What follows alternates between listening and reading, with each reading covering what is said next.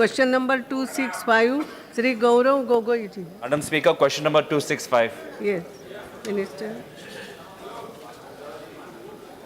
पर रखा हुआ है answer. Supplement. Madam Speaker, the rising prices of dal, successive drought, higher taxes and higher fares for rail and bus have a crippling effect on the poor.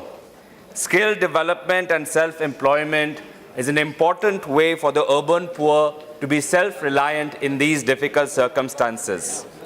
But often when the government implements its programs, certain marginalized communities are excluded. Yes. These communities include the differently abled, people living with HIV, people who are transgender, belonging to the lesbian and gay community. My question to the Minister is, do the guidelines issued by the Ministry in the National Urban Livelihoods Mission especially focus on the marginalized communities and ensure that the target group is more inclusive? Madam Speaker, it's a well-meaning suggestion. I shall consider it positively, but I would like to tell the honourable member the identification of the beneficiaries is done by the state governments and the urban local bodies. And so they have to provide the list of beneficiaries and also the special category of people which the honourable member has mentioned. But anyhow, I will see to it that what he has suggested is conveyed to the states. Second supplement. Madam Speaker, the identification, while is done by the State Urban Livelihoods Mission, in the answer it is said that the identification is done as per the guidelines issued by the ministry. So if the guidelines are evolved, I'm sure the target group will be more inclusive and the state will implement. Yes. Nonetheless, my second question is, if you look at the answer, the answer relates to the number of self-help groups, number of people who have been imparted trainings, number of self-help groups who have been trained. But we have not been able to actually capture the impact of the program. How much have these self-help groups benefited?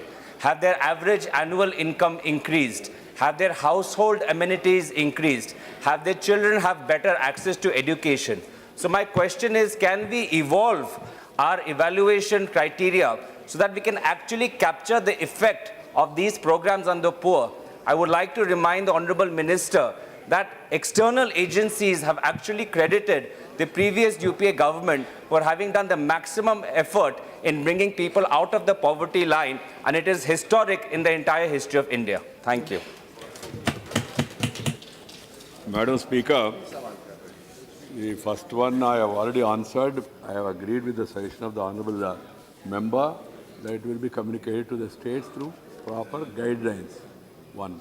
Secondly, with regard to evaluation of the performance of the self-help groups and the output also, it is also being done on regular basis.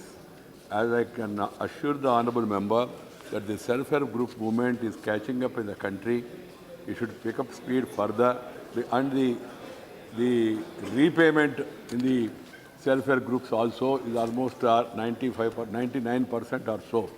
That's an encouraging trend. So we are trying to focus more and more on that, and external funded agencies, they are also showing interest with regard to poverty alleviation programs, and we are taking advantage of the same. All these programs are, at the end of the day, the beneficiary has to be identified by the state, and the program also has to be implemented and monitored regularly by the states, and the suggestion given by the member, as I already assured, that will be communicated to the states in form of a guideline.